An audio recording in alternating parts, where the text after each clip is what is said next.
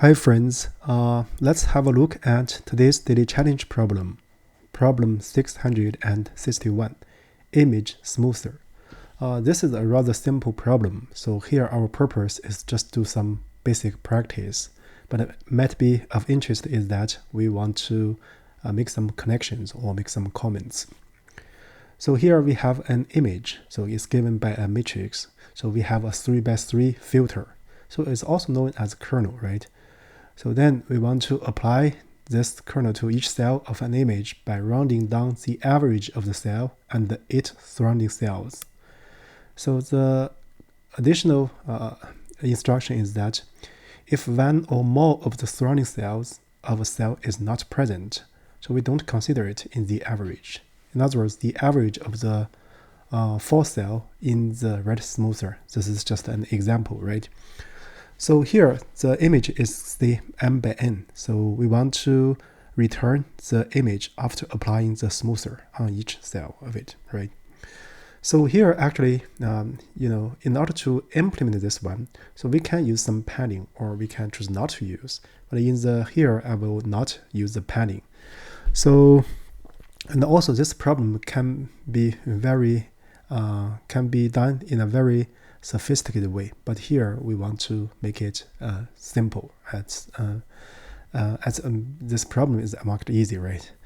So here the length and the width, say m by n and n are both bounded in between 1 and 200. So overall, at most we have m by n, that is 40,000 cells, right? So each image is in an 8-bit integer, right? So with that said, let's look at that. Let's look at the coding. So here, I'm first get the number rows and number columns in the matrix. So it's the length of the image, length of the first row. See, that's the number of columns. And then I'm also going to initialize a result matrix.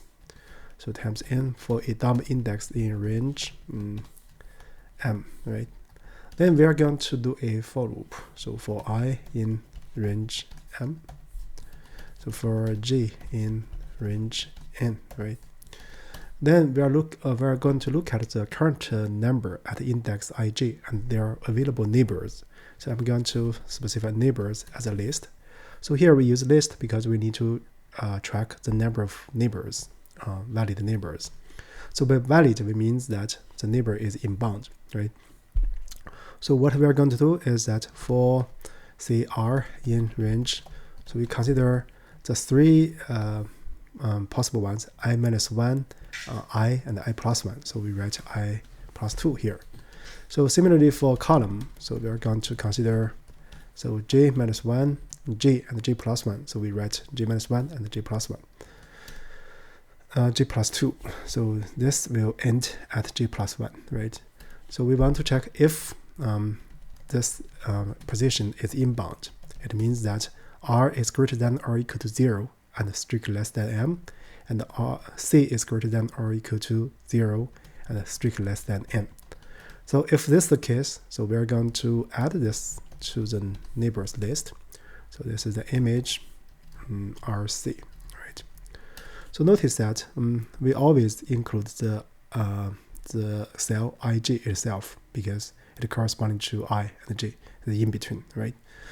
So now after we do this checking this num positions, so we are going to get the number of neighbors. So we just need to reset result ij to be the sum of elements in neighbors.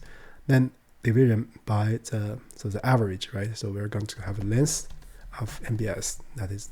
So but here we need to do some rounding. So here we're going to take integer part, right? So now with that said, basically we can return the result. Let's do a test. Yeah, it passes one example. Now let's look at the generic case. Yeah, it passes all the cases. So that's basically about it for this problem if we want to solve it as an easy problem. But you can think of ways, for example, how to make it even efficient. For example, here we can write a function to check this. So another thing I want to mention is that this problem, for this problem, what you can take away is that you can think of or practice something related to sliding window, or if you have some background in, say, computer vision or in neural network, you see this is basically the kernel, the convolution operation in convolution neural network. And also this code, it also has a flavor of traversal, right, in the context of a matrix. But the thing is that we just need to check if the positions are available or in bound, then we add to the neighbors list, and then we do average. The logic is very simple. But we can design problems to include complex logic here, but the overall structure will be the same. So with that said, I guess that's it for this daily challenge problem. Thank you.